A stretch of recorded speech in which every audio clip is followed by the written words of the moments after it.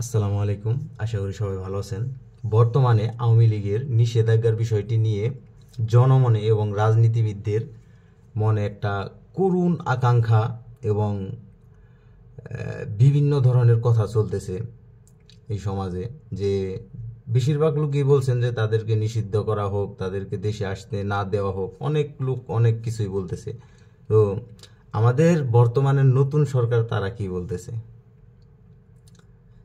তারা বিষয়টি আজকে পুরোপুরি একদম খোলাসাই করে দিলেন যে তাদের মত হচ্ছে, প্রধান উপদেষ্টা ডক্টর ইউনূস উনি বলছেন যে সবার আগে মতের প্রাধান্য পাবে বাংলাদেশের জনগণের। তবে এখানে শেখ হাসিনা এবং তার দোসররা যারা এই গণহত্যা চালিয়েছে তাদের বিরুদ্ধে মামলা হয়েছে, তাদেরকে দেশে ফিরিয়ে এনে তাদের শাস্তি হবে। তারপরে যদি তাদের রাজনীতিতে ফিরে আসার মতো কোনো যৌক্তিক কারণ থাকে তাহলে তারা ফিরবে, আর যদি ফিরে আসার মতো যৌক্তিক কোনো কারণ না থাকে তাহলে তারা ফিরবে না, নিষিদ্ধ হয়ে যাবে দল। তবে সেটা যদি বাংলাদেশের জনগণ চায়। এবং তার সহকারী উপদেষ্টারাও তার সাথে কথার মিল রেখে একই ধরনের কথা বলছেন।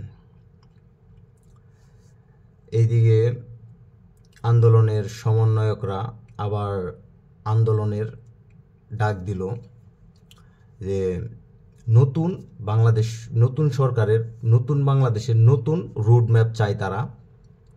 খুব দ্রুত সময়ের মধ্যে এই রুটম্যাপটি জমা দিতে হবে বাংলাদেশের নতুন সরকারকে।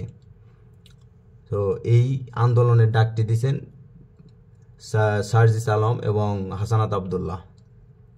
তো আশা করি ইনশাআল্লাহ সব কিছুই ঠিকঠাক হবে, সব কিছুই সুন্দর হবে, বাংলাদেশটা সুন্দর হবে। আর সবাই দুর্নীতিকে না বলবেন এবং প্রশ্রয় দিবেন না, সুদ ঘুষ এগুলাকে প্রশ্রয় দিবেন না। আমাদের কারণে কিন্তু এগুলা বেড়ে ওঠে, তাই না?